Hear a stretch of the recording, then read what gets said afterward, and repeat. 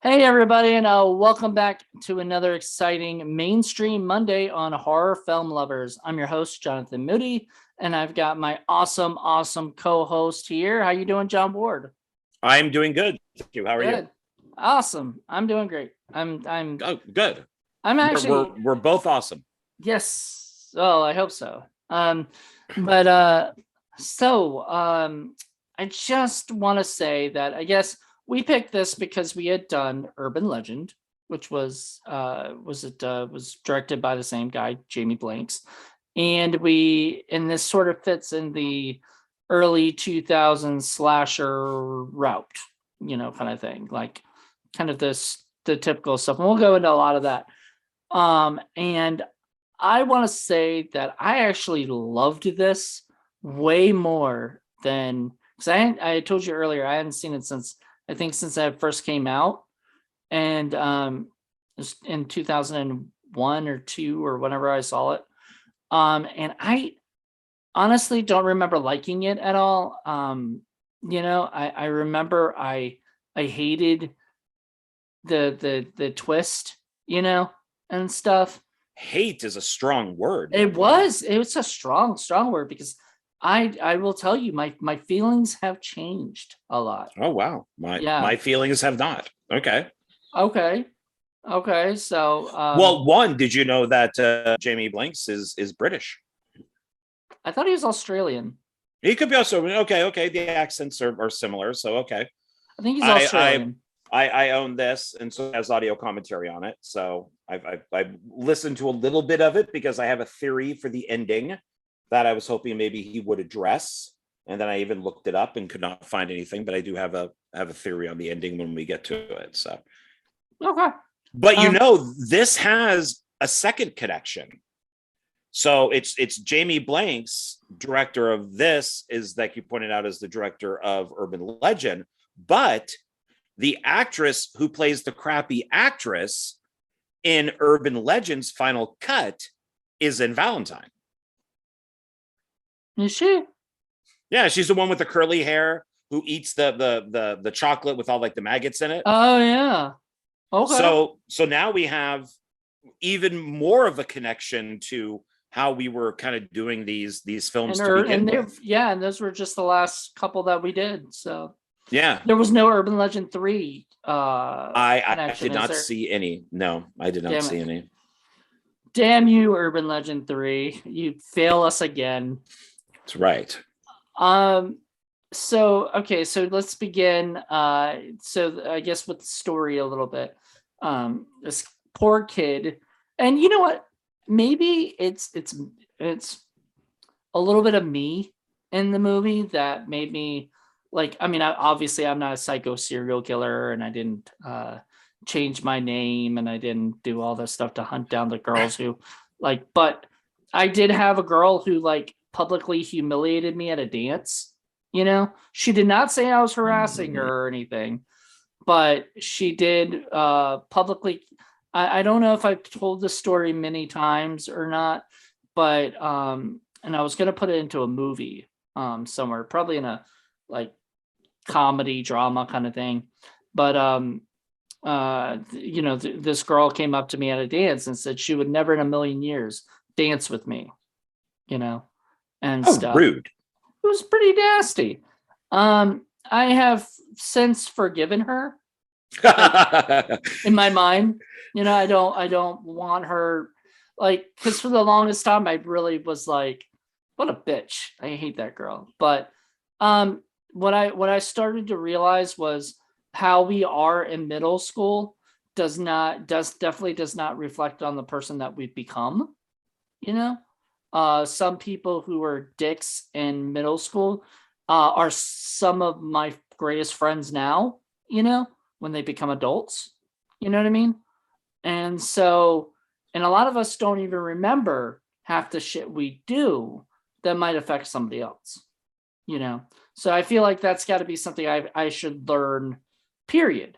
Be a lot nicer to people, period, because the way you interact with somebody now, they might remember like years down the line, and it might affect them mentally and emotionally. Well, Yeah, and kids are just mean by Yeah. nature. They're actually meaner than adults. For some reason, just Well, because adults are you know. adults, kids are still learning. Well, yeah, and it's I had something similar when I was younger. It wasn't at a dance, but I remember being it was middle school. Oh my God, was it? There's was it preschool? And then what's after preschool? That's Middle not middle school. school. Yeah, it's Is middle it middle school. school? And some So people call it something else. There's something else that's called like junior high or no, whatever. this was earlier. This is something like I want to say like the fourth grade or something or fifth grade. I But anyways, our school That's was still pretty much elementary school in mine, I guess elementary school. Yeah, that it would be. And I remember it was a windy day, and there were two girls, and one of them her papers flew. And I'll never forget this. And I mean it was like, yeah, elementary school. And I grabbed her papers and handed it to her. And her friend looks to me and goes, "She doesn't like you." And I just went like, and I think that was my first time of maybe I didn't even know the word like fuck, but in my head I was like, "What the fuck?" Yeah. I was just trying to be nice, and they like walked away and like were mean to me after that. And it's like all I was trying to do was help her, and so same type of thing, but Hey, look, but I who still what are could. they now, and who are we? We're here making art. What are they doing? That's the big question. And we have glasses, just like the kid at the beginning of Valentine. So, Yeah, and it wasn't that much of a creep. he I didn't think. I wasn't. thought He was just he a went nerdy up. kid. Yeah, he asked politely, if they would dance to him, and they were rude back. And then you got the chubby girl who was, obviously made fun of because she just didn't dance with him. She made out with him, Mm-hmm. and then basically yelled rape, when the bullies came up.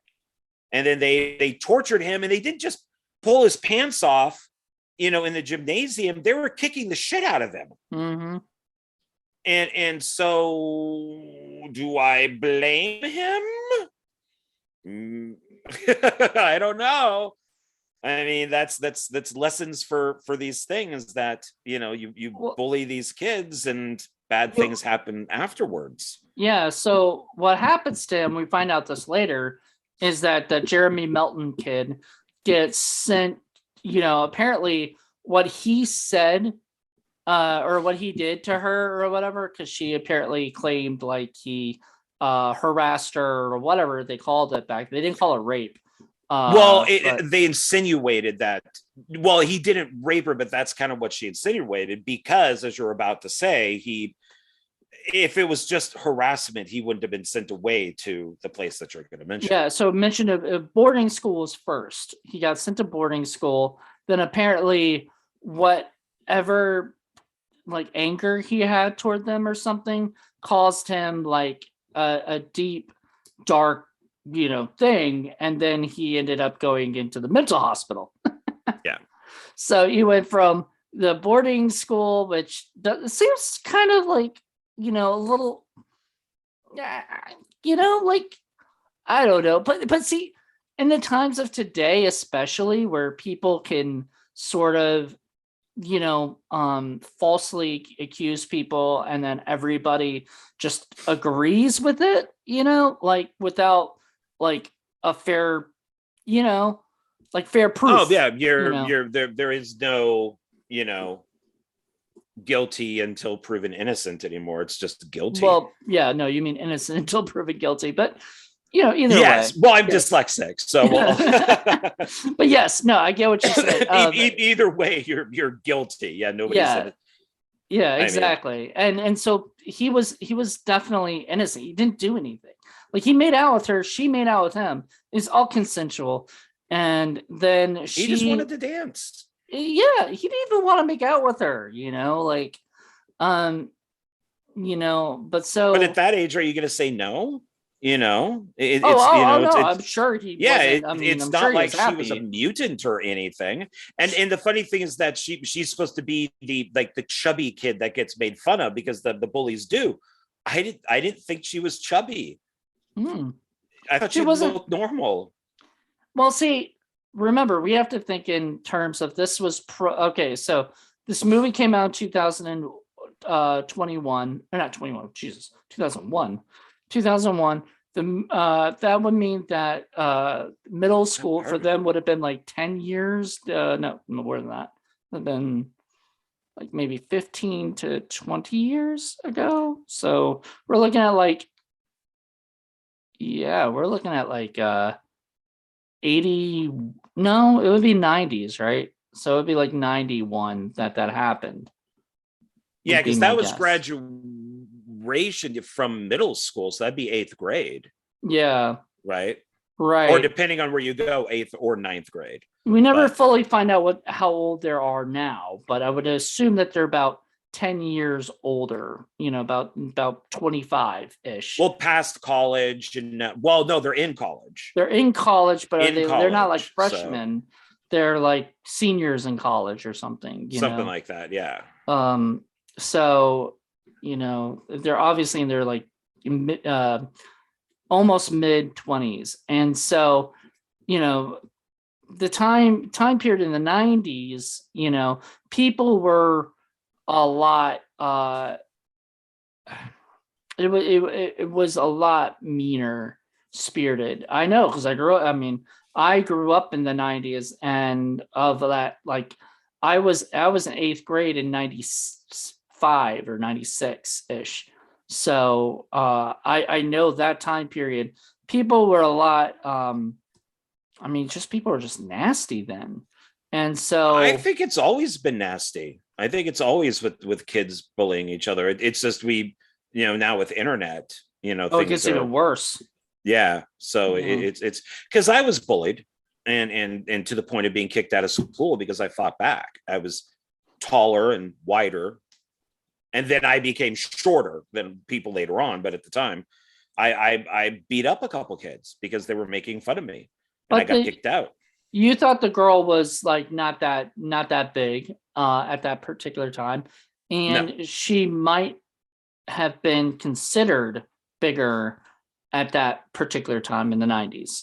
As far as casting goes, they might have wanted to get a pudgier little girl to really kind of hit it home, I think. But but I guess like the point was she had to like eventually lose all that weight. So she didn't have a lot of weight to begin with. It would probably be easier for them to say she lost the weight, and you know what I mean? Like, you know what I mean? Like if she had been like really big, it would have been like, wow, she really, Well, I kind of got from the casting. And by the way, Dorothy, I don't know if you know this, that's Kate Capshaw's daughter. I know. And I don't know where she has been all my life, but she is like the definition of the perfect woman for like what I normally would like. I thought she was, and it's funny as what I got from her character near the end is that it's because they got somebody who did have a little bit of meat on her. Mm-hmm. She's obviously a little bigger than the other girls that are her friends. And that maybe her character struggled with weight, throughout her life. And so it took her, to maintain what she has, where the other girls, maybe it was easier. But as far as the actress goes, I thought she was actually the best looking out of all of them. Yeah. And I thought her weight was perfect. But of course, I have a little soft spot for Denise Richards too. Well, who doesn't? I mean, Wild she was Things, a Bond probably. girl. Oh, Wild Things, yeah. Yeah, but stuff like that. Especially with Nev, but yeah, both of those together. Hey, there's a connection to Scream right there. So. Oh yeah. But. So yeah, Denise and Buffy, because Angel is in this, which goes back to Buffy, which then has Sarah Michelle Gellar, who was in Scream 2.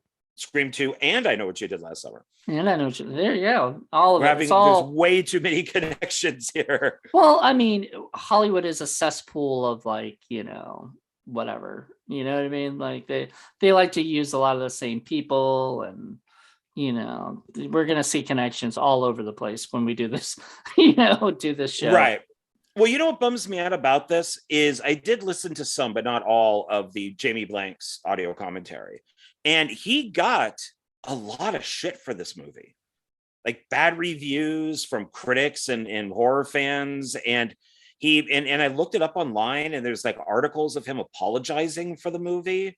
And Oh. I don't understand that, because it's, to me, I like Valentine. I've always enjoyed it. My opinion has never changed. So Mm-hmm. when he's talking on the audio commentary, he almost feels bad about the movie, and he does talk about all the problems that they had. That they just didn't have time to do a lot of coverage, so things are all done in like master shots. I And never noticed that. Like yeah, that which to didn't. me is perfectly fine if you can get a scene in a master shot, like of like our lead actress is sitting here on a sofa on the phone, and Denise Richards is in the background in the kitchen. Yeah. Why do you need to go to other shots? Everything's being explained. You have two actions in one shot. Yeah, you So to have the me, shot of those two people, and then you have the shot of them looking at the stupid video dating thing. yeah, You I mean, know, it's fine. So I don't know why people gave him such a hard time about this. I read one review that said that it's too 1980s. It's too Hmm, 1980s that's a slasher. problem. And it's like, Well, yeah, wow, that's what it's supposed to be. And Jamie Blanks it even did. It talks sort about of that. felt like prom night, a little bit. A Yeah, little. yeah. Um, I'll I'll say this. When I watched it, it did sort of have a feel of like, I don't know. There's moments that kind of drag, in the movie to me, and but it doesn't bother me, you know, because I'm Well, like getting to, what because dragged? so middle of the movie, it just sort of drags the whole movie, just kind of to me. Whenever there's not a kill, it sort of feels like there's sort of some stuff I like, there's too many guys that I just don't care about, like I don't care about Max, that guy that's seeing, but you have to have them because you have to have suspects for this, killer. I just don't. There's so many guys. I didn't care about the art museum, but I did like the fun house. Thought that was kind of cool, but I just didn't care about the art exhibit scene, like all that. Just kind of, yeah, dragged But for you've me. told me before that you're not a fan of that. Like Candyman, you didn't like the whole kind of art part of I that. don't like, yeah, I'm While not a while very I'm a big. big fan of that, which is why I think I like the remake of Candyman so much, is because it does deal with the Yeah, artwork that's of probably it. why I didn't like the remake of Candyman so much. So yeah, I mean, But my problem wasn't my problem was the men, but how all men are assholes. yeah, There wasn't one nice man in this entire film. You know who was the nicest guy? the And I don't know if killer. you know, because he's a killer. Well, you don't know He, this until he bleeds on her at the end but he's because still a you're, killer. No, yeah. you know who the nicest guy is, and I don't know if you spotted him near the end. Remember when they're in the speed dating, and you had the guy that was talking to the lead actress, and he's like, uh, and she's like, and he's like, and he can't speak. Like he's just so nervous that he can't say anything at speed dating. And then he moves over to Denise, and then Denise gets the guy that ends up at the party later. Mhm. That guy who's like really having a hard time talking, he's at the party. I Right. noticed it this time. He's on the stairs, and he goes to try to talk to them again, and he can't do it. He turns and walks away. And I never noticed that in other viewings, that he's at the speed dating scene But you're saying and he's he's the at the party. nicest guy? He would be the nicest guy because he was the only one who wasn't a dick. But then you're gonna have to say that Jeremy's the nicest guy. The original Jeremy, when he was a kid, was the nicest guy because like he Well, got picked on. he's a nice kid. He Yeah. seems like a nice kid as far as Yeah. we know. Well, he I was a mean, nice kid until some people, pissed him off and kicked drove him him in the over the head a edge. few times. Uh, So, but it's yeah, there isn't one, and kind of all the women are bitches too. I mean, the guys are assholes in the West, so I guess it kind of evens itself well, out. okay. So the one thing that kind of bothered me about this is like, okay, so we find out. I mean, we've already kind of said it, but David Boreanaz is the killer. Ooh, well, spoilers. Sorry, Is spoilers. he? Is I he have or my is he I, not? I Okay, have we'll my talk I have, about that. We'll talk yeah. about that because I I came would up with love a to whole hear that. So he potentially is Jeremy, right? Like he is the JM guy or whatever. Was it JM? yeah, JM. Jeremy Yeah. Jeremy Melton. Some built it, yeah. Yeah. So so if he's like crazy, like literally Looney Tune gone to a mental asylum crazy, then how is he just a normal guy? You Well, know? because he's faking it.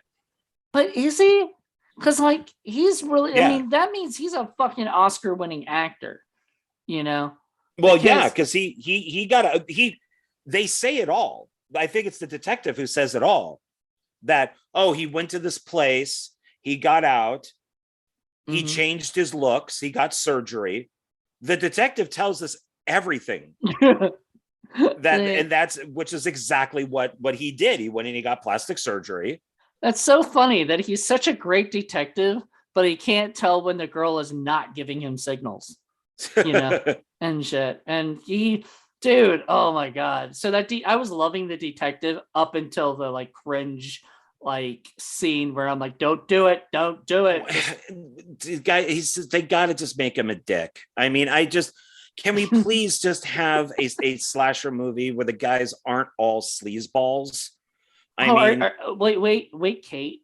You don't want to date Kate. You don't want that guy. that guy. I mean, they actually did a good job casting of these guys, and I think they did a good job writing them weird. Because then you had the one guy who kept talking in the third person. I love that, but he was also the one they suspected as the killer.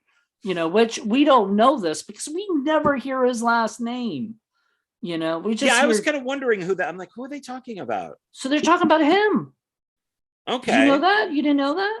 I didn't realize that. No, because I looked him up online. The only Jason in all of the movie or whatever, they say Jason something or other. The only Jason in the whole movie is the one guy who keeps calling himself Jason. Jason says this, Jason says that, right? Calling himself in the third person. But that's the guy that they're suspecting is the killer, which sort of makes sense because that might be another reason people don't like it, because there's like a red herring that nobody ever gets to meet, sort of, like, and so it kind of throws everything off. Oh, JM can mean Jason M, whatever his name is, Oh, it could be John Morgan. It could be JM, could be anything. Jonathan Moody. Maybe I'm the killer. Whoa. 2001, I was 19 years old. I wonder what I was doing back then. That'd be old enough. Maybe you had plastic surgery. Maybe. I don't know, man. If I could land somebody like Jessica, it was not Jessica Capshaw, was the Marley Shelton. Jesus. Another actress who I just absolutely adored in this movie too. Like Marley Shelton, who Connection, Scream 4 and 5, she was Deputy Hicks, whatever. Judy. She's Judy.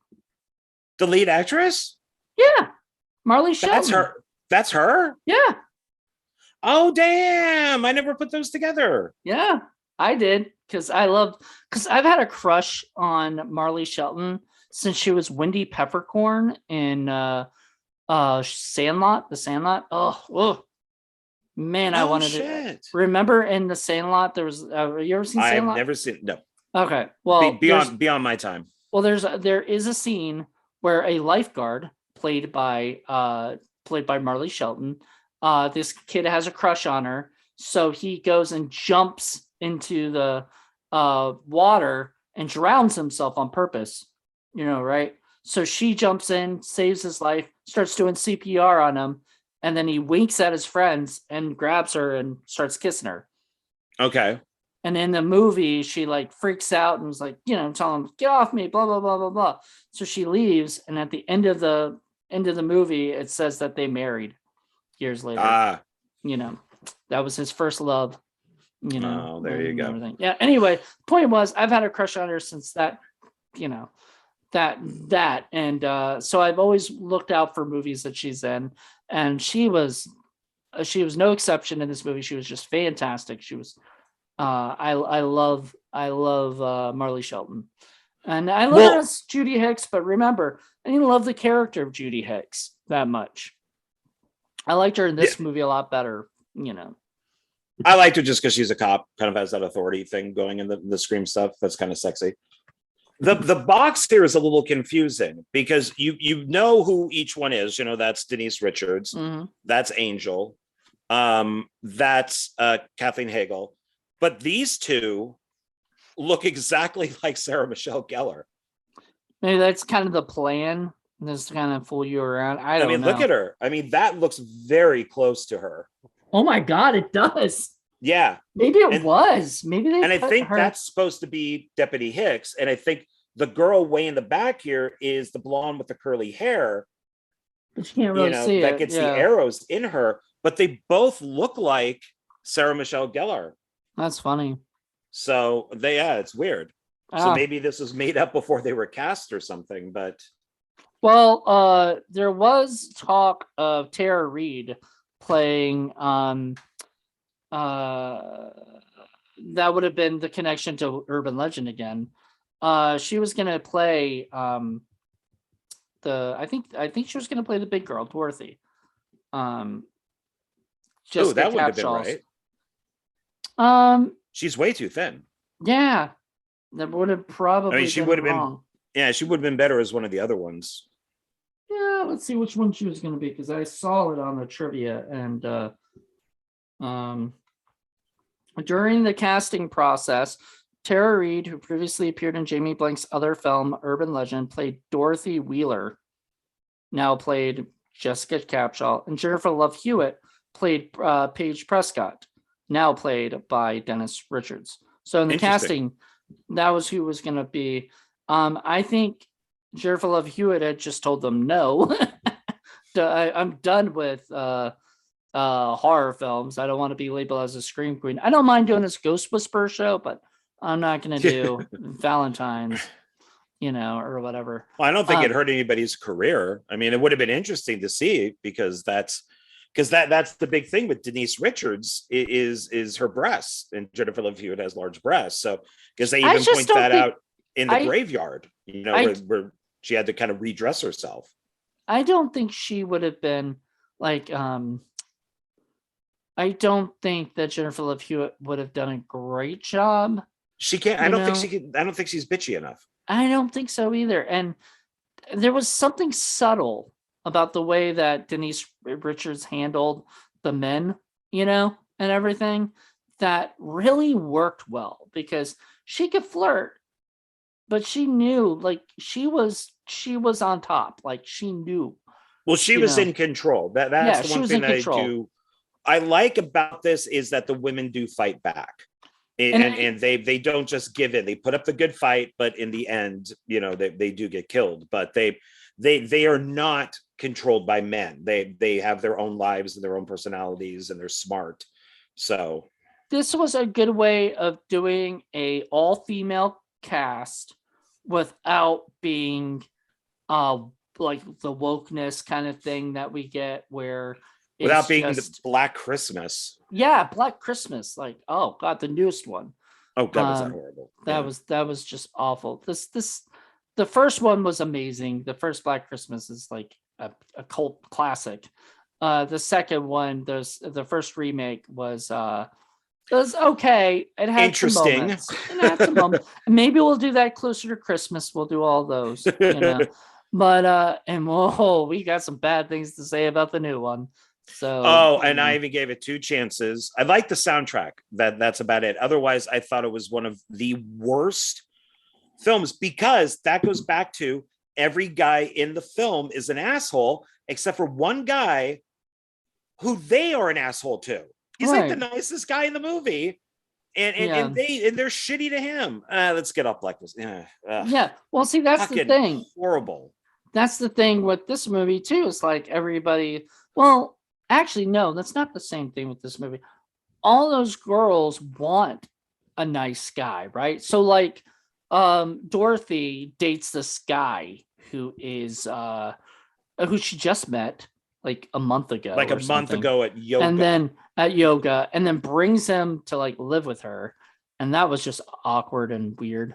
Well, I think that's for her friends, and everything is like, look, I have a boyfriend. You yeah, guys just don't have boyfriends. I have a boyfriend maybe too. that goes to the fact that she remember this was the girl who was always sort of the big girl in the group and probably had the lowest self-esteem than everybody else, and so she felt like she had to compensate that with actually having somebody to show around and whatnot, and people, and even then if they look at her like, wait, you just moved in with them, like what's going on, like you just met this guy could be the killer, and stuff like that. He could be the guy who snares these Yeah, and she notes. she gets defensive about the whole thing and Yeah, oh, he wouldn't do that, I know yells this at guy. Paige. Well, I Yeah. like I like when the cop goes, "What's his last name?" And she has no idea. She has like none. And of Okay. course, he ends up using her. He's a Yeah, con man. he's a con man. We find that out, and he's like, he's upset because at one point she asked him to go downstairs and do something. He's like, "Oh, now I'm part of the staff." Yeah, you're And living rent free, dude. You can light a yeah, pilot. That's yeah, fine. yeah. Like, you're living rent free at somebody's house and a nice mansion. God, it's not like you're staying at a hostel for free. You're staying at a fucking nice ass mansion. Chill the fuck out. He is like the definition of like the Blumhouse, speaking from old whatever, Blumhouse did a series of like people who like go to different people's houses and they stay. I forgot what the fuck's it called. um but they'll go and uh stay there, and they'll end up not paying the rent and then not getting kicked out because they've got like I forgot what it's called. Oh, squatters' rights. Squatters rights. But there's a whole movie about that, you know and so this guy's a squatter, like that's literally what he does. He's a professional squatter. Just, oh, I can't, I can't my roommate kicked me out, or they forgot Well, and his we, rent, we don't even whatever. know if any of that's true None of either. that's true. None of it's true, None of it because is. he was No. just living with the other girl, and then he stole her shit, and then or took her investment money. I think that ex-girlfriend probably would have gotten a lot further if she was nicer to our main girls, of maybe saying, hey, look, this guy used me and he stole all my money, and so your friend may not want to be, but instead she's just a bitch too. A lot of just mean people in this whole movie. But Yeah, it's not mean including the spirited. maid. The To me, maid is even mean. yeah, but it's not mean spirited. It's weird. It's such a No. weird movie because this movie's not mean spirited. It just kind of shows you these terrible people in this. Like, it's like watching a Kardashian show. Just terrible people who apparently everybody likes and wants to see every week. Luckily, none of these guys married Kanye. So, No, you know. I mean, what did you think about the film? Speaking of mental hospital, geez. Oh All right, yeah, anyway. yeah. He deserves to be. He should be in one. What did you think of the kills? Because I got some stuff um, to say about the kills. the kills, I thought some were very original and cool. I definitely like Denise Richards' kill in it. My favorite kill was the arrow, because Cupid arrow totally just That's the most realistic one, and I like the arrows because the arrows were very I brutal. it would have And been cool if they did all arrows, in a way, like that was his signature kill, or whatever. Like Jason has a machete and Cupid has an arrow, like I don't but know. those arrows would be difficult in some areas, Yeah. so I think that's why they swapped. But I like the arrow one because she falls, lands in the dumpster, and it closes. And they never see her again. But Yeah. wait a minute. So you mean to tell me like nobody else has ever opened up that dumpster and found that dead body? No, because that's a Saturday and trash doesn't come until next Thursday. Wait, so how long did it take before the Valentine's Day stuff happening? So was this like all taking place in like 1 or 2 days? I think it's like like 2 days, 3 days, something like Jesus. that is what it seems like. But so you don't think anybody's ever gone over to that dumpster and just dumped stuff in there? Uh, I mean, probably after the show they did. Sure. Yeah. What do you mean? Or well, after the art show, because that's when she Right. was killed. Yeah. So Or maybe the next days when the trash guys came, they pulled it away and just dumped her body and put the empty one back. Who knows? they just never noticed there So was a dead body in there. yeah, I yeah, don't it know. just fell in. Well, to me, see, now I'm saying that's the most realistic one. It's not, it's would probably never happen, but compared to like at the beginning with Catherine Hagel, when she's in the body bag, Hmm, who zipped her up? hmm. The zipper's on the outside.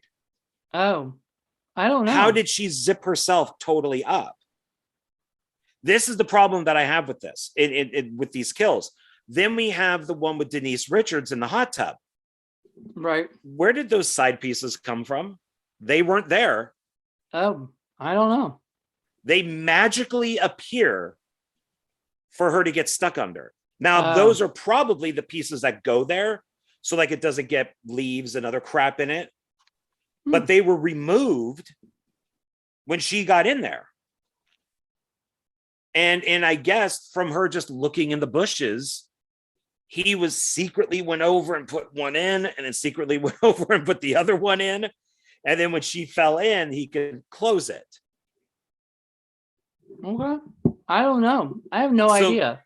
that's my, and I understand why they did it. I mean, that's they're just like, well, fuck, what are we gonna do? He'll just close lids. The lids were always there. Well, they All right. weren't, but we'll just say they were. Right. Hmm. So there were kills like that that kind of frustrated me. Like in the same scene with Denise Richards with the rose. How did she not see a 6 foot tall guy put the rose there and then scamper off? Yeah. I don't know. There's some little things like that that I'm sure kind of, I I mean, mean, script wise, while you're writing it, it's fun and it makes sense, and I'm okay with it overall. But logic wise, like having the girl with the blonde hair get the chocolate with the maggots in it. right. How did you make the chocolate? Where did you get the maggots? And how does she not notice it? Like, I guess she can notice, but see, once she like, ate it, then she realized that there were maggots in it. Why There was didn't she something realize moving. that? But how did she not see it to begin with? Because those maggots were all in there to begin with. Like, like she would have probably not. I mean, of course, it's better when she eats it and she sees the maggots and, grossed out. But like literally, what would have probably happened is she would have opened up the lid, seen the maggots, and like, oh my god, what the hell, Well, yeah, because I took it that the it was like a box of C's candy, that it looked totally normal. I don't And know then because, she bit into it, and then that's when she could see. But but then, but all of them. Did you see all of them in there? Like every single candy had maggots in it, and they're well, and crawling around them. that's where we go back to the zipper, to the Right, things that the exactly. lids is what when she opens the box, we see that there, that, oh, there's nothing, and then she bite, and then we see it all, Right, because both her and Denise Richards should have seen it. right. But because the So, camera's not showing it, that means that they're not seeing it. which I know is a big pet peeve of yours for a lot of other, like a lot of movies that we've done, is like, and that goes back to Urban Legends Final Cut, where there's things from the filmmaking perspective that they do that is just completely wrong, right? But they show it in a way that sort of, I guess, would make sense for somebody who doesn't know anything about filmmaking, It's an absolute, yeah, it's a total cheat. cheats. And I always use Sixth Sense as my example of Bruce Willis sitting on one side of the hall, the kid's mom sitting on the other side of the hall, and they're not talking. They're just staring at each other. They're not doing anything. So from the audience's point of view, it's Bruce Willis came to the house, he talked to the mom, they had this whole conversation about the kid, and now they're sitting there waiting for her son to come home. But no, if you watch it again, you would then, knowing that Bruce Willis is a ghost, you'd be like, wait a minute, this scene makes no sense. Nope. Why would he just be sitting in a chair across from the mom? He'd be going, hey, lady, why aren't you talking to me? Why are you ignoring me?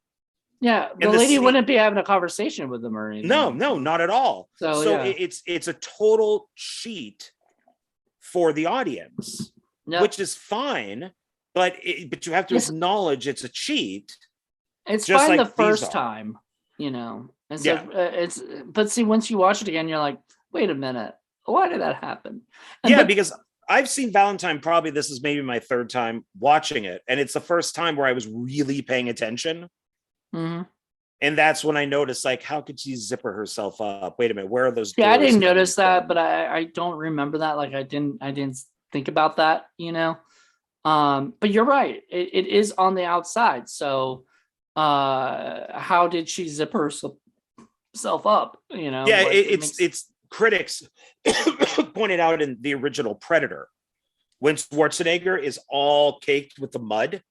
Mm-hmm. So the Predator can't see him and it's just his eyes. And people pointed out, unless he has a third arm, how is he going to cover himself full of mud? He can't. It's not possible. But you don't think about that, at least the first time you see it. Maybe on the second viewing, you're like, how does he cover himself all full of mud? But it's a cool scene, so you don't really worry about it. But it is an error. Yeah, there's a little errors, but they have to do that to keep the story, you know, to make sense, I guess, or whatever. But you're right. So you were saying those deaths like kind of like irked you a little bit because of like the zipper and that thing. But I like the deaths. I just thought that it was continuity wise, it did make a lot of sense. Logically, where's that damn monkey? Continuity monkey, where is he? Continuity monkey. Oh, you don't know Continuity Monkey? I do not. Oh my God, you have not been on you've been on Indie Film Cafe, but without Paul. Paul has Continuity Monkey. Oh, okay. No, I guess not. It's a monkey. He squeaks every time he sees. He's done the monkey. Yeah, I've seen, but he's never called him Continuity Monkey. He just squeezes it and makes the noise. Yeah, that's Continuity Monkey. Okay. Yeah, so he squeaks it every time. I have somewhere or other, I have TNA Monkey, you know, so we have our monkeys that we squeak, you know, whenever I squeak it, well, he named it TNA Monkey. I did not, but I still like it as the name. So his name is staying. But yeah, so and there was no TNA in this movie, which was, you know, none, because the actresses were rising. So I'm guessing that's why we didn't get any at all. So, well, I think this was the beginning of, not the beginning. The beginning was Scream. Scream was the first slasher, I think. Now it might not be the only slasher, but it was like the first big Hollywood slasher that did not have nudity in it, in it or whatever. And it sort of started that trend of like, you know, Hollywood not doing nudity. And Urban Legend, I don't think Urban Legend had it. None of the Urban Legends had it, because a lot of those actors, you're right, a lot of them were like rising or already established, you know. Well, yeah, because the director was saying in the commentary, like Catherine Hagel, I looked it up and I'm like, she wasn't big before this. Like, why is she the first kill? Why is she Drew Barrymore? Mm-hmm. And then I looked it up, and it is right after it, but she was filming Roswell. Okay. So, which became big for a while. So they only had her for 3 days, three days. And then what's his face? Angel. I think they said that they had him for something like 7 days. That makes sense. Which is why, his stuff. Yeah, his stuff is not complete. So the director talks about that is they wanted to do a close up or a medium shot and they couldn't do it because they had no time with him to do that. So a lot of his stuff is the scene is there, the scene is complete, but the shots are not. Yeah, well, it didn't bother me at all. Like, the only thing that bothered me was the fact that if this guy is Jeremy, right, which I'm guessing he is, I don't know, I think it's because I thought, okay, I want to hear your ending theory because I want to get into that right now. there's two killers. So Dorothy was one of the killers, Dorothy was one of the killers, and so was what's his face, Angel, but because he keeps bleeding, and you see right, at the ending of the movie he bleeds on her cheek. right, So it was basically the geek and the chubby girl teamed up later in life and said, let's murder these people who, and she's messed up too, because she's got that whole thing in her head, because she yells at the lead girl, I was always the chubby one. And that she's always had this in her head. So she teams up with him and says, let's kill everybody. And he ends up killing her at the end to save his butt.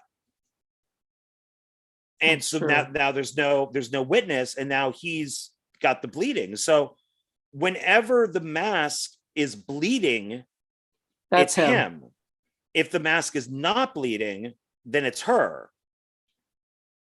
Okay, I can buy But that. I can't find anything online, and the director does not bring that up in the commentary. But I think there's two killers because we never see her. What does he say at the, what does he say at the end?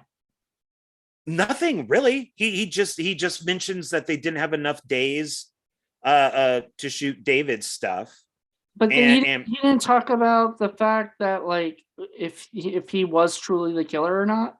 no, instead he talks about right after it cuts for the blood dripping, it goes to that weird scream, and then it goes to the credits. He went into detail about how the scream had to be backwards with an echo, because he didn't want a regular sounding scream, because he didn't want the audience to think it was the lead actress, like David had just killed her, and when it cuts to black. So it had to be like a weird flipped echo scream. Why? And that's only, and he said that was acceptable. Why did he want to scream? He didn't, the studio did. Why did the studio want to scream? They just wanted to scream. They wanted something from the dripping to the credits. So there was like that little thing, like that little sound that went from one shot or one scene to another.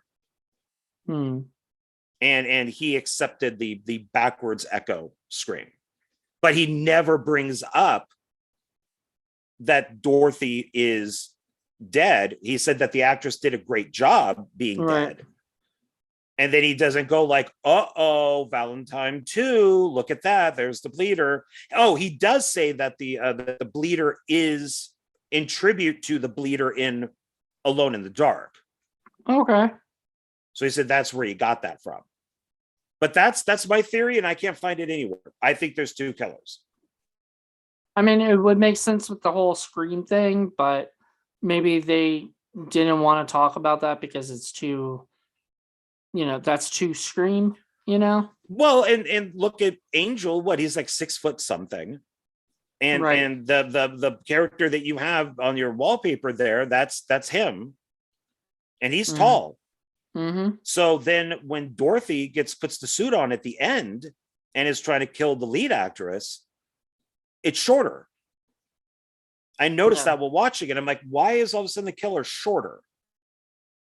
And I'm like, oh, there's two killers. And then when he takes the mask off, it's her. Yeah.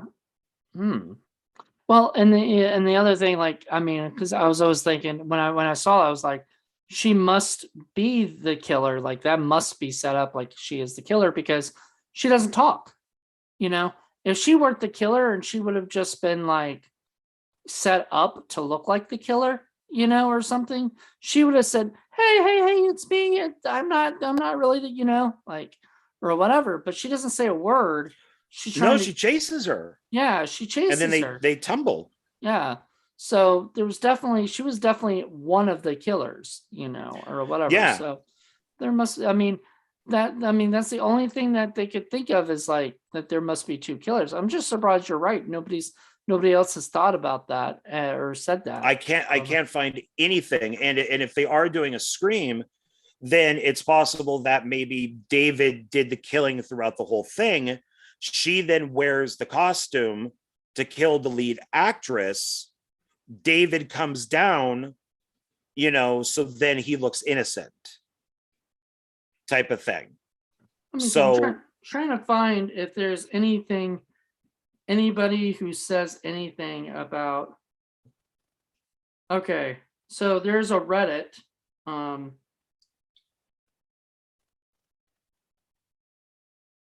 um, maybe I was typing it in wrong because I kept typing in Valentine 2 killers and it kept coming up with like Valentine 2. okay. Spoilers if you haven't had seen the movie yet, as killer is revealed in discussion. So just rewatched this and it seems pretty clear Boreanaz was Jeremy Melton all along and revealed to be the killer in the final shot. The movie doesn't outright show this, but does lead us to assume that he incapacitated the Dorothy character in some way, dressed her up as the killer's costume and mask, and flung her down the stairs into Marley Shelton's character. She sat up, and then he shot her. But is there a chance that Dorothy actually was the killer all along, and Boreanaz was clearly Jeremy Melton, was somehow innocent? Some seems unlikely, given the nosebleed occurred while the killer was wearing the mask at several points in the movie. But just wondering, did anyone ever read the ending that way? There was a shot from. Okay. By the way, did you know that this was based on a novel? Yes. Did you read what that novel was about? No, I've heard that it's loosely based on the novel. Kind of like, I Know What You Did Last Summer type of thing. Loosely is a very nice way of putting it, because it has nothing to do with them. Names are even changed, but it's basically, the only thing that it has to do with it is that it's a stalker on Valentine's, or whatever, that he calls himself Valentine in the novel, so it's pretty much, I don't even think they have like, I don't think they go the prom night route in the book, where the person gets picked on to the point where he has to kill people, kind of thing, or whatever. So anywho, yeah, so I don't agree with this person's Well, so he's saying that Dorothy got knocked out, then David put the clothes on her, and then, which fit, by the way, it's not like they came off of like a 6-foot guy, but they fit her. He then throws her, like chucks her at our lead. They both fall down the stairs, kind of he unconscious. runs down the other way, comes Yeah. out the back, and no, and then has the gun, and then as Dorothy is sitting up, shoots her a bunch of times. Yeah, no. I mean, I may rewatch that ending to see if it looks like she got thrown somewhere, but I don't know. It looked like to me like she was running after. Yeah, Yeah. it looked like she was running after the girl. I thought, honestly, when I saw it, that because it was David Boreanaz who shot her, that somehow he did put the mask on her, right? And she was running to him, and that her mouth was like cut or something where she couldn't speak, somehow could not speak. But they never showed that. So there's no proof of that. But like, she's trying to tell her, hey, it's me, in this mask. Then I'm like thinking, just take the fucking mask off, Well, yeah, her hands are free. Her hands are free. Her tongue isn't missing. Her mouth doesn't have tape on it. Yeah. So even if she's thrown or whatever it is, I don't know. I mean, I get what that guy's saying, but I don't know. It sounds a little too detailed. But then, of course, even my thing of, two killers, but your thing I of two mean, killers makes sense because they were both picked on when they were kids, you know. I just wish that there was a scream reveal of the two killers, right? If that was the route that they were going with, uh where Dorothy would say, you know, because that's the part everybody expects in the Scream movies, you know, it's the last 30 minutes or so, 20-30 minutes, there's the big reveal of who the killer is. And then it turns out to be like this person you were not expecting, you know, or whatever, right? So you're not expecting Dorothy to be the killer because every time we see the killer, it doesn't look like she has breasts, you know? right. Like you just don't see it and everything. If she's wearing really baggy clothes, you might notice that too, you know? I don't know. But so Well, it's the same problem. Well, at least with the new Scream, it was more of a gown. yeah, it was always a gown, right? Like it was Yeah. always sort of a, you know, But in uh this, it's like a suit. yeah. So Not you would like a have suit and tie, but like a nice yeah. jacket, you So know. you would think like if they were both wearing the same thing there that you would see the boobs, you know, because I hate to say it, Jessica Capshaw, pretty hot, you know. Oh yeah, she was very gorgeous in this, which is why Well, I not think just that was, gorgeous, but she had a nice body. yes, she I did. thought so. Yes. And so you would have noticed that.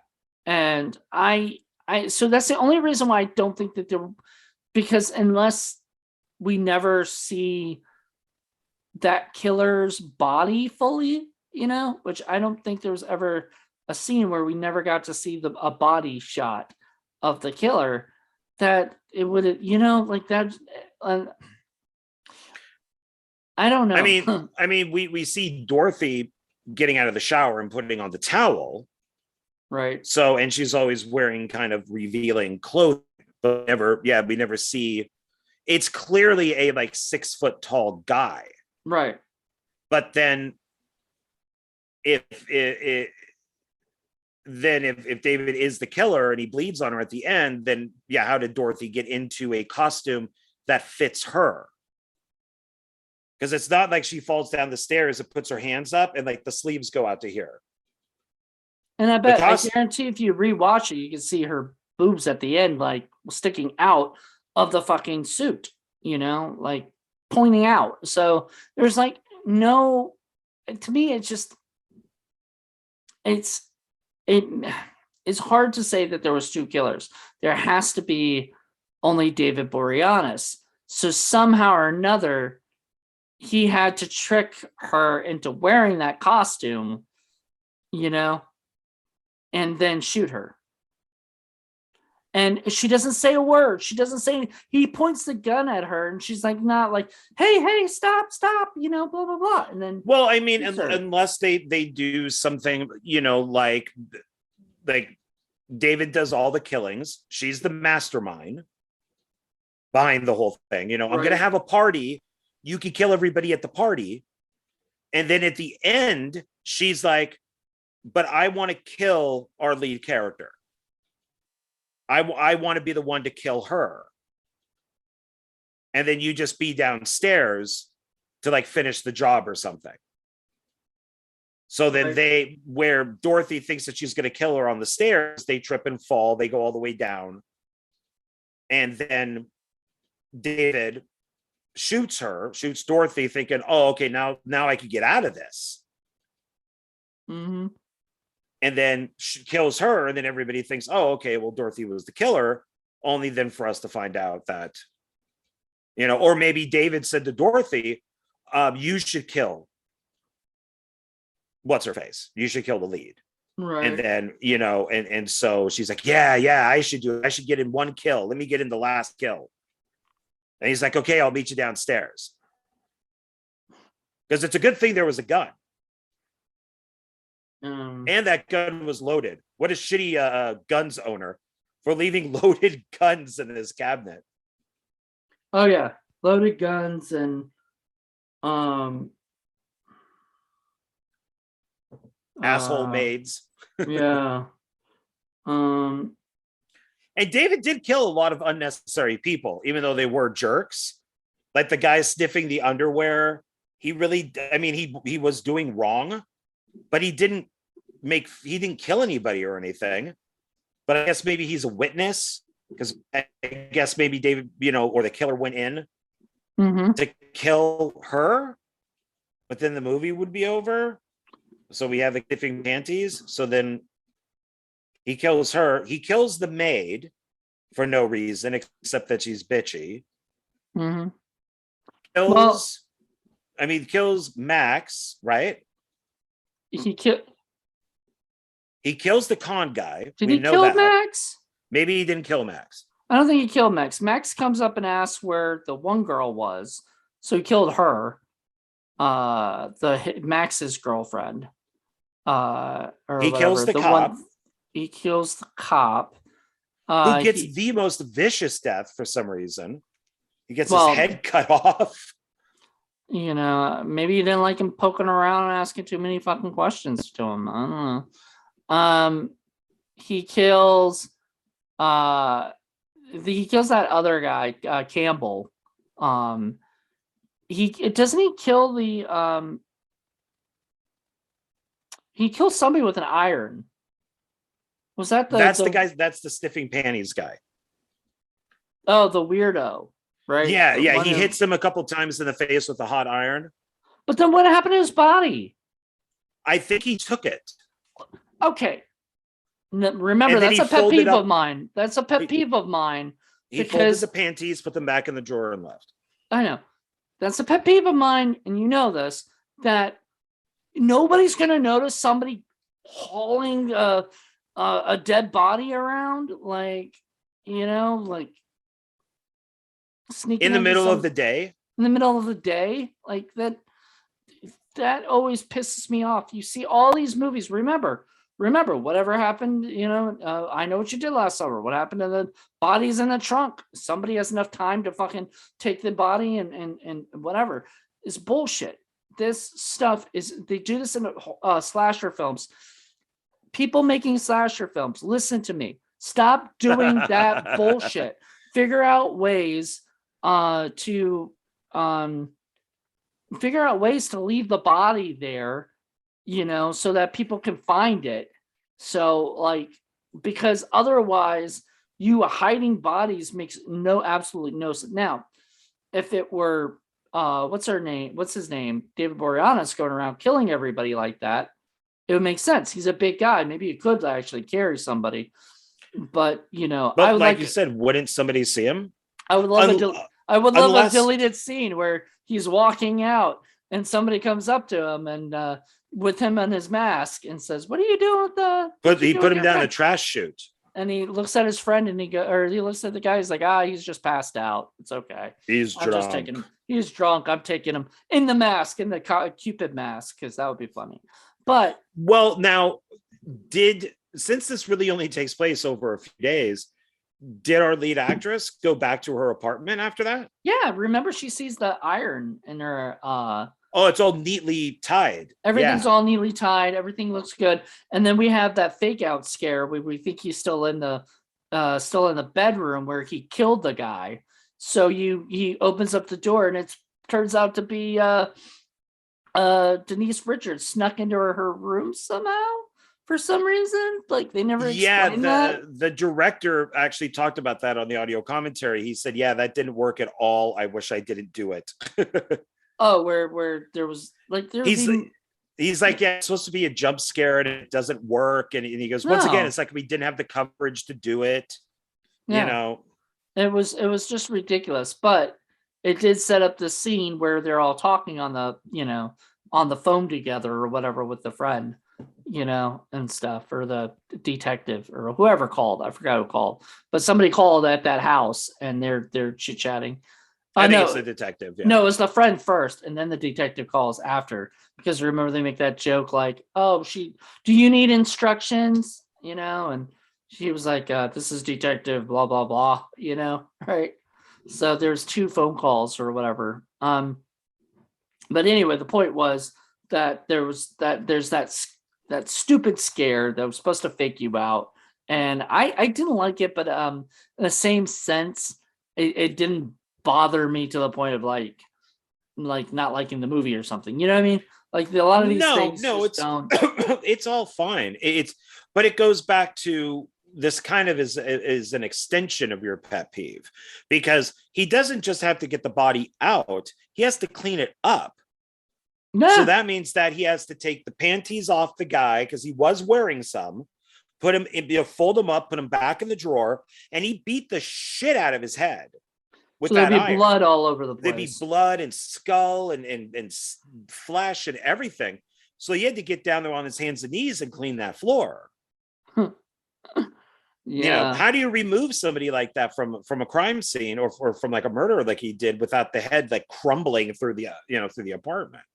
I would have loved for the detective to come in and just like do one of those like maybe he suspects her somehow or whatever. So he comes to her house and looks around with the little I forgot what it's called, but it's like a nightlight that shows all the blood and stuff. You see it in CSI or whatever, but Like the blue light? yeah, the blue light. You can find some nasty shit in that thing, but the blood would definitely pop up, and he would be like, I'm gonna take you downtown because there's blood in your apartment, I'm innocent. I'm innocent, innocent. I didn't do anything. But that's just unfortunately how film works. I mean, it goes back to I Know What You Did Last Summer with the body in the trunk. Look how neat that was. Yeah. When he took that out, it was spotless.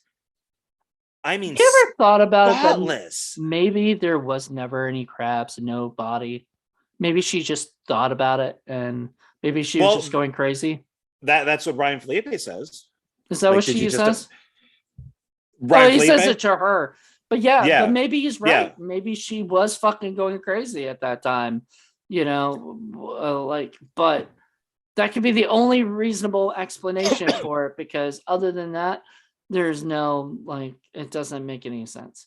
And so, that guy got killed. We never talk about him again, see him again. He's never even, because he's such a throwaway character, the creepy panty wearing guy, But they did good with those, though. They actually had some character in them, even though they were just throwaway kills. They, you have a panty guy, you got the con artist, a bitchy maid, you get. And then you never see these people again. They just disappear. Well, the killer kills the maid. He drags her out of the door, and then that's when the snobby ex-girlfriend sees him. Right. So I'm guessing the maid at some point saw him. So he killed the maid and was dragging to hide her body, probably in the place where the snobby girlfriend went, because that's where the con artist boyfriend's body was found. And then he got hit with the axe. We don't know how the maid got killed, but then the con artist guy was killed with the axe in the back. And the con artist ex-girlfriend was killed at the party. And her body was just left, and she was pushed on that piece of glass from the shower. Yeah, that's a pretty brutal death. That's glass is always nasty. Yeah, I'd much rather have an axe in the back than have my neck get pierced by this really big piece of pointed glass. Sorry, never mind. God, what if you lived through that? Oh, God, I didn't just. At least if you lived with an axe in your back, you'd probably just be paralyzed. Probably, but like a glass through the neck, you'd probably. I don't know. But I wanted that guy to die because he finds the box of matches, and like a friggin' Phoebe, he messes them all up, and all of them go everywhere, and then he doesn't clean it up. I'm like, fucking asshole, you're the one who caused all the matches to go everywhere. Clean it up. And of course he doesn't, and then that's when he gets killed. So I'm like, good. Yeah, killed for being a litterer. It's like, this isn't your shit, dude. You're living there for free. You can clean up your mess, jerk. All right. What are you, a character from Rent? Think you could just live rent free? Well, he doesn't have AIDS, so I think he's all right. Oh, I wasn't going to go that far with it, but you mentioned Rent, man. You mentioned Rent. You got to mention. I hated Rent, man. Did I hate Rent? And I even saw it live in LA with the woman who won the Tony Award, and I still thought it sucked. I went with two friends of mine. All of us are like Democrats. We're sitting in the audience going, just pay your fucking rent. Just get a job. I think I know somebody who actually was in that. Awful. She's a great singer, but and she's a great actress, but I'm whatever. Anyhow, this movie had problems, but I really, really enjoyed it. I don't know. They're forgivable problems. They're forgivable. You can see why it's done, like the scene in the hot tub. We don't obviously don't want to show these doors like that, or there we go, more like that, because we know what's going to happen. All right. So they put them on right before she's killed, and then they could go down. Otherwise, you remove them. I mean, you get why they do stuff. It's understandable of why they do it. It's almost kind of like the tanning bed death. They you know what I mean? Like how kind of that was sort of like you're trapped, but you never thought you'd be trapped in like a hot tub, thing, jacuzzi kind of no. So I never thought I'd be killed by jacuzzi, but I guess there's worse things to be killed by. Fire. I think they've proven that fire is the worst way to go. Especially if you're like on fire for a while before you die. That's terrible. Well, they say if you watch that uncensored footage from 9/11, you see people jumping from the World Trade Center. They know they're just going to just splat on the street, and they would rather die that way than get engulfed in fire. So I think that's where they came to the conclusion that fire is by far the worst possible way to be killed, because people would rather jump to their death than be engulfed in fire. That's terrible. Yeah. So, but there was no fire in this one. There's electricity. No, there's electricity. She gets electrocuted. Oh, that was the thing that pissed me off too. I didn't buy that. The electricity, because it was a drill, right, or something. It was matters like if it's maybe a plug-in drill and not a battery drill.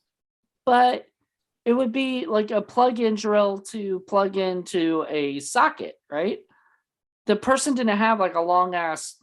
The killer didn't have like a long ass cord.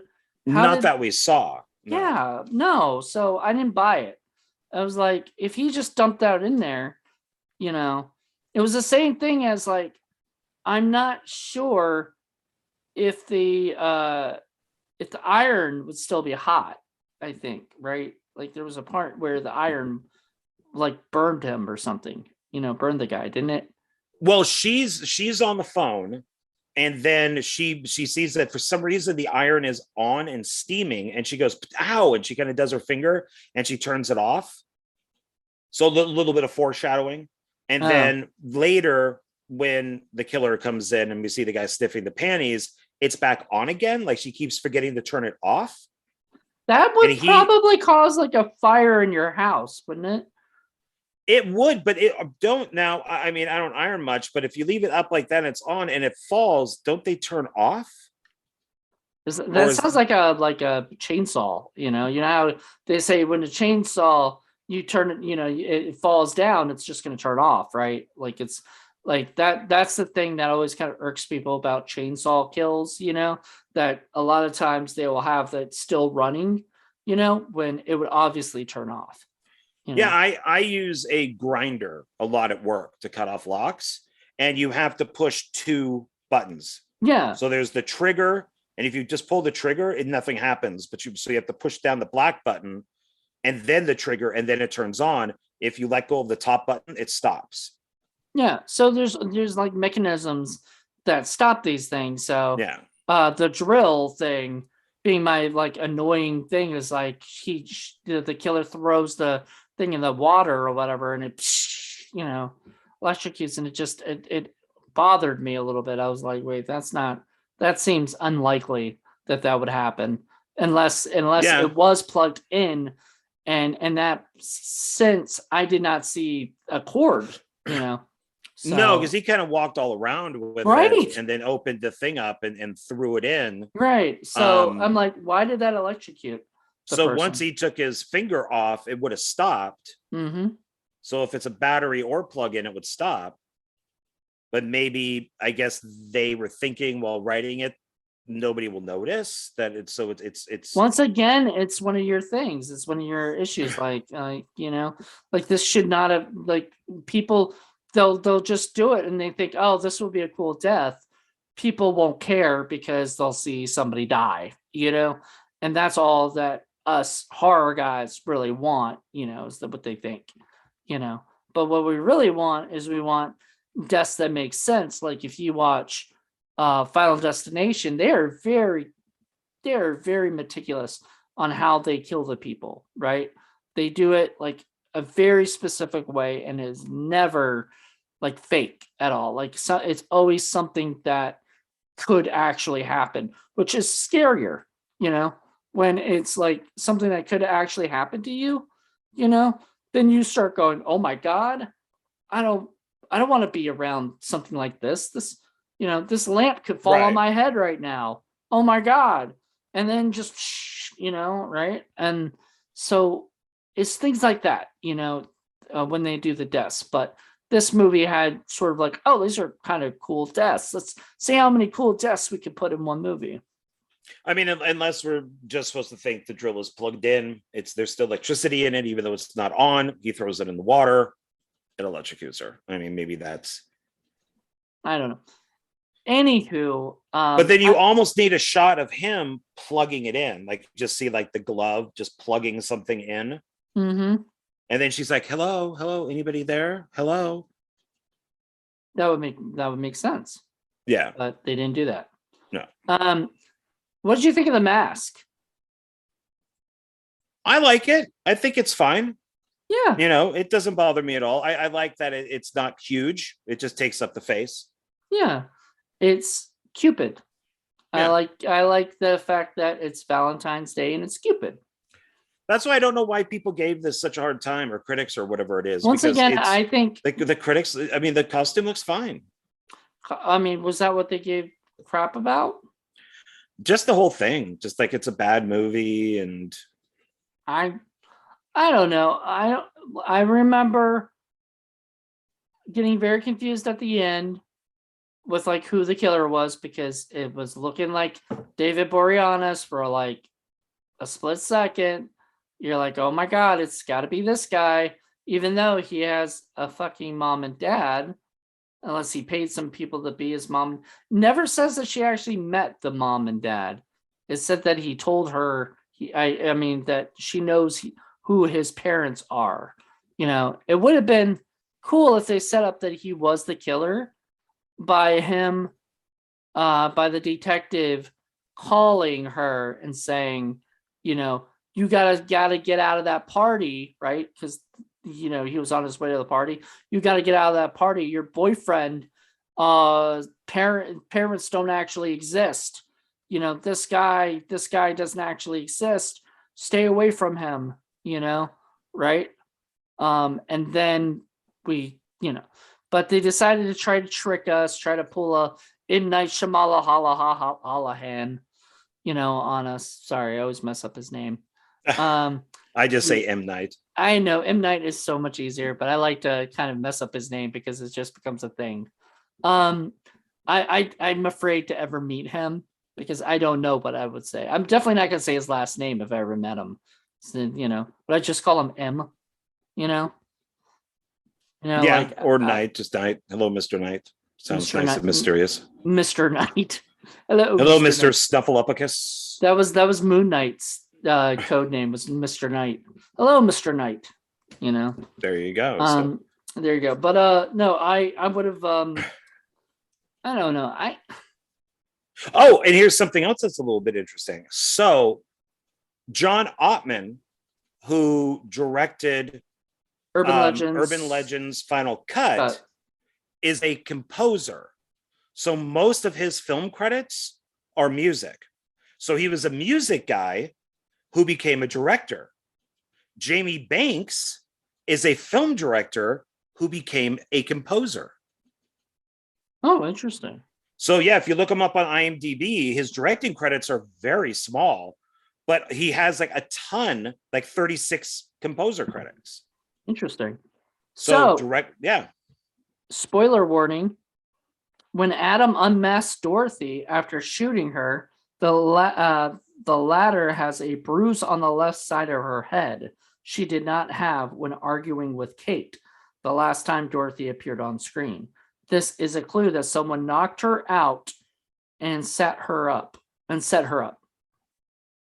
So once again, you gotta look at this and kind of think that maybe somehow she was set up. Once again, they would have to cut out her tongue or something where she can't speak. Like, you know what I mean? Because there's I mean, no point. unless she was just completely knocked out. Why And he would she? did, like he pushed her and she's all like a rag doll and they fall down the stairs and blum, blum, But blum, she blum. gets back up and then he shoots her. But she's like dizzy, oh, my head. What? And then she gets shot. I'm going to rewatch it again. I'm going to rewatch that inning again. I mean, they could have almost done something like she falls down the stairs. When he removes the mask, she has a bloody nose, which is only from her falling down the stairs. So then the audience is like, oh, that is the killer. And then we see David later on, with the real bloody nose, but she only got her bloody nose from falling down the stairs. Another connection to Urban Legend's Final Cut. Jessica Cafiel's character, Lily, is set to go to Los Angeles the day before she's killed in Urban Legend's Final Cut. Her character in this is also set to go to Los Angeles the day before she is killed. Oh. Interesting, right? I don't know if that was like a purpose nod, or not. especially. No, it can't be. Which one was made first? So one of them has to be a nod to the other one. Or she just goes, wait, didn't I do this in the last movie I was just in? Well, it could be a joke, knowing the director, and from the other movies. So there could be a little bit of a weird Easter egg there. Yeah, Urban Legend's Final Cut was made before this one. That was 2000. This is 2001. So yeah, it could be it could be a joke or just coincidence. Like an in joke, yeah. But one thing that annoyed me, I was happy at the beginning to see this was San Francisco, fucking shot in Canada. I saw that at the end. If you notice, there's not one shot of San Francisco in this entire movie. They could even put in stock footage of the fucking Golden Gate Bridge. I don't know why they didn't do that if they were going to say it's San Francisco. You could have, the book takes in San Francisco, so maybe that's why they wanted to just say San Francisco. But there's nothing in this movie that's San Francisco. There's not even a trolley. I guess they couldn't call it Canada because then everybody would have to have Canadian accents, or whatever. And we know they could have called it.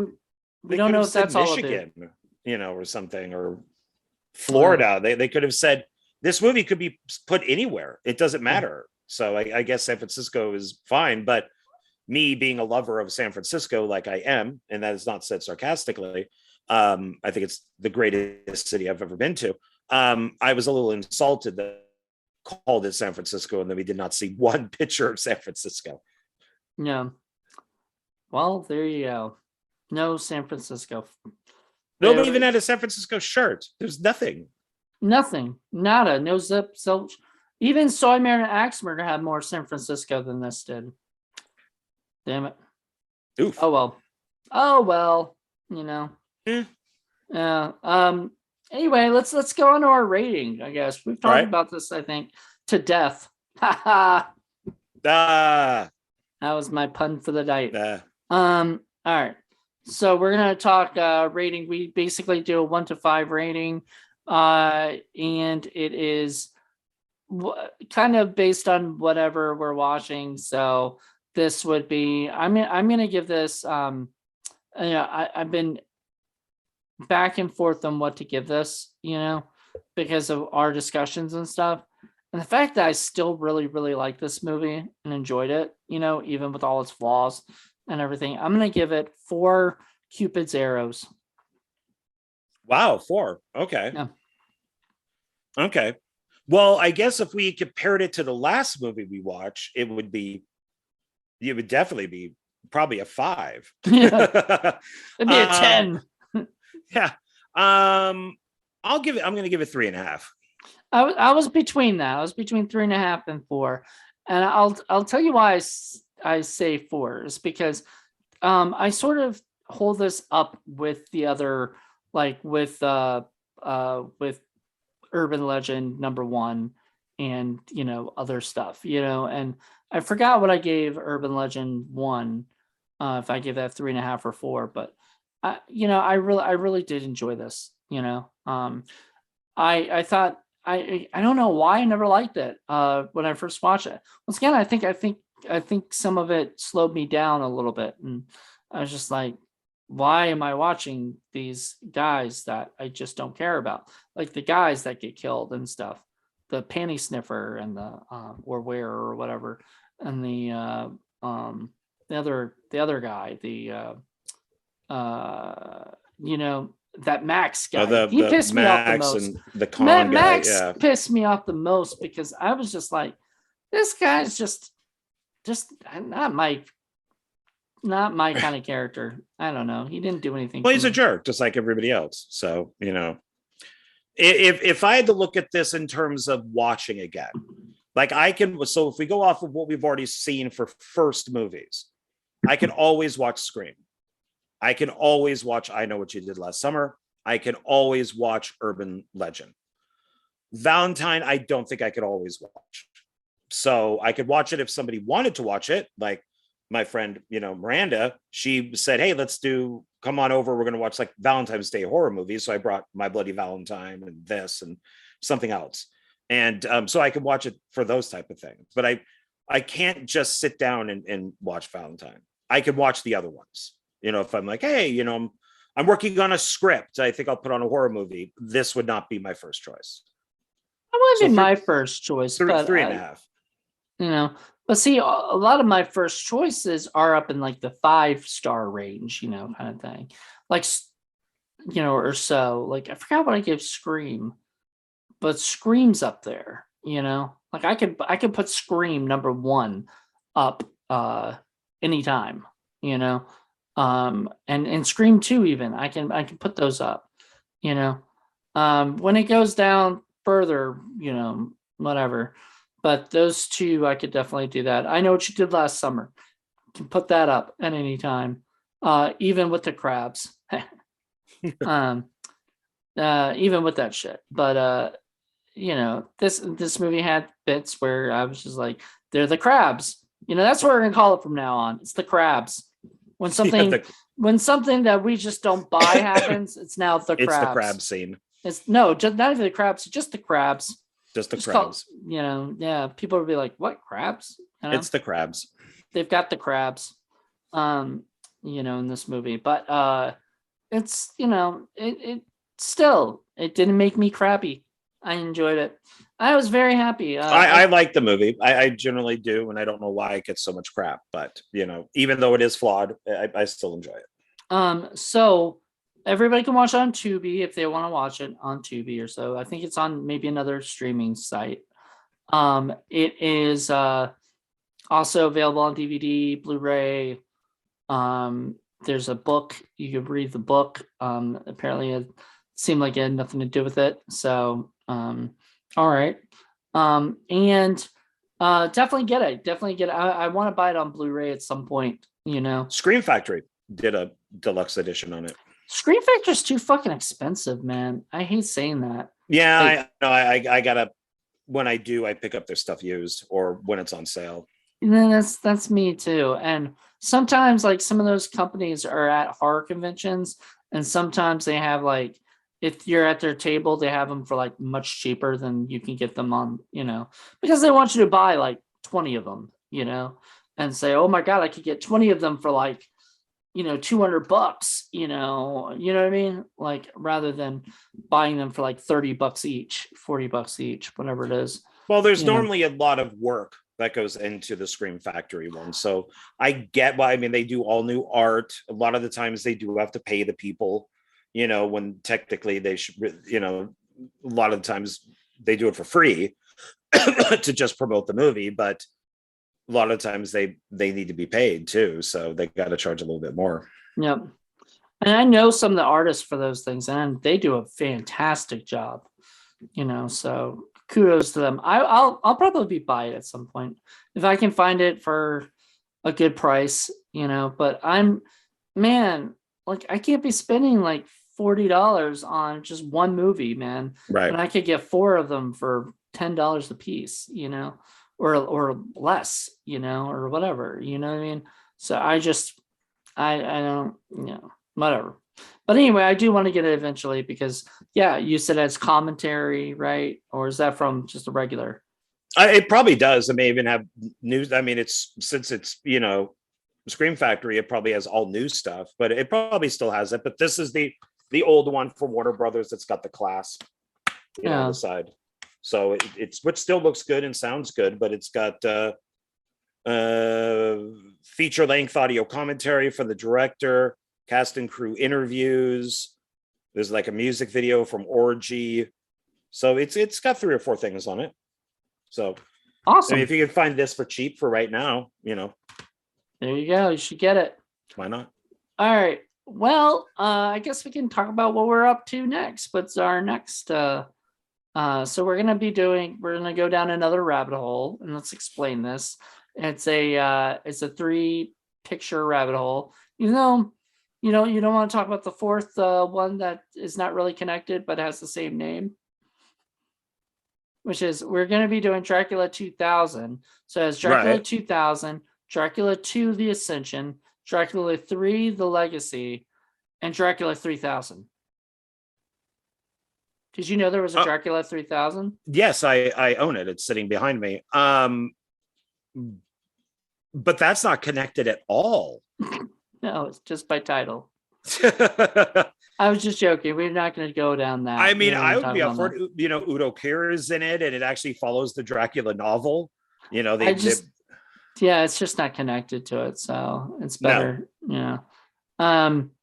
But yeah, it was funny because I had looked it up and I saw Dracula 3000, and I was like, wait a minute, did they make a Dracula 3000? I don't remember that. So I looked it up, and it was like one in space or something, and yeah, it's like the Caspian Sea is like the Caspian. Well, I think it's still called the Caspian Sea, but it's in space, or Caspian Star System, something like that. It actually does follow the book to a point. Yeah, that's why I got it, because it's so ridiculous and they got Udo Kier to be in it, so why not? He wasn't Dracula, was he? No, I think he's on a computer screen, but they still got him to be in it. I just saw him in fucking Ace Ventura, dude. I did not even know he was in Ace Ventura. I was like, wait, that guy looks familiar. So I looked him up. I'm like, that's fucking Udo Kier. All right. That's nice. But yeah. Anywho, but I am happy to be doing the Wes Craven Presents. So that's the connection. Now we're kind of leaving the slashers behind. So this will not be our first venture out and from the slasher realm. And we are doing vampires next, I guess, for these 3. Yeah, I'm excited because we've now seen enough movies within the Kevin Williamson verse that do you think any of these actors from the very first, from Scream all the way up to Valentine, do you think any of these actors will be in any of the 3 Dracula movies that we're about to watch? I don't remember. I'm probably. So will they, because those have a decent cast in them too. So, yeah, or if not, they have like whoever's hip and young, and they got to have one. There's got to be one actor that was in one of these films that we got to have to continue the connection. Not just Wes Craven Presents, but maybe, I don't know. I got the thing in here somewhere. Yeah, but that's like the main cast. I mean, it could be somebody who's not listed that could be in there. You think so? Maybe. I don't want to go look at IMDb or anything. I actually want to see if I can find it by watching the films. Oh shit. Oh, there's one. Oh, Do you want me to tell you? I thought you wanted to wait. no, You- let's wait. Let's wait, and we could do it on the first review. You can tell me if I don't figure it out. Oh, you'll figure it out the first second you see him. But all right, Okay. Yeah. We'll wait till the first review then. Give you awesome. guys a cliffhanger. Cliffhanger. Wait until then because I just looked it up and I was like, and just in the credits there is somebody that is one connection to one movie that we have done this time. So, but I mean, Wes Craven is definitely a connection anyway. Well, you and know, the director is the editor. Yeah, is the of- editor. Yeah, So Scream, there's those, so. but like I'm talking about casting wise, there is one person that I saw. All right. There might be more. There's one person for sure, and you'll be I think you'll be happy when you see it. So we'll do that for next week. So join us next week for Dracula 2000. Yes, and we're really excited about that because it's gonna go down a different kind of rabbit hole, and then we'll list after that's done. We'll tell you what we're up next because we got a list of all these different ones, and There is a list. Yes. I'm actually happy with the list. But after the Draculas, we detour way off from where we've I been. think so. I think that I think you're right. I think we're gonna detour like completely off, and I'm excited about that actually because. But then that goes into a whole new realm of Well, films I mean, to get into.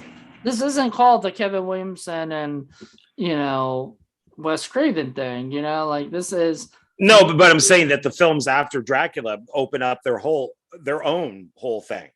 So, where did my list go? Huh. I have a list. If not, we'll figure it out. I'm sure I sent it to you. So, well, I only knew the 4 films after the Dracula films. I'm not sure if I knew the ones after that. I think I sent you a bunch, and then you were like, "Okay, I'll agree with that." Well, it was sent to Instant Messenger. I mean, that's where you normally send things to me, so it might be in there. So, wherever in there. Yeah, That's man. It might be in my other notes. I have well, you'll find it. You'll find it. Anyway, people probably aren't interested in us looking at notes. Fuck that. If they want to keep watching, they'll watch. All right. It's no way to treat our audience. I'm just saying, if they want to watch it, they'll watch it. If not, they can skip. I mean, if that's what they feel like doing, they'll let us know. If they've gotten this far, they'll listen to anything we say. Right. And I got to go to the bathroom, so we need to end this soon. Oh, you don't want to go now? Okay. Well, that would be best. Yes. I do have an empty water container here that I can use. Oh, okay. No. All right. Well, thank you, John. Whoa, that's not good. You were just talking about peeing into that, and then you just drank it. So that just made my mind go to, ew, that's gross. Well, there's no pee in it yet. That we know of. All right, guys. Thank you guys so much for checking this out. Join us next week for a brand new episode of Mainstream Monday. Bye everybody.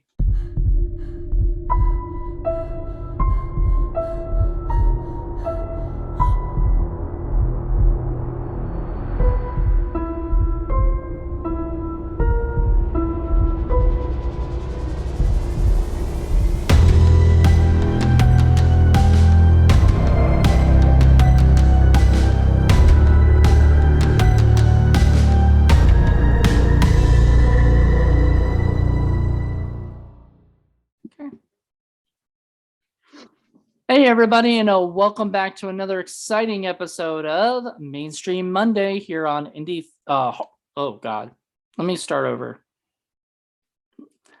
Hey everybody, welcome to.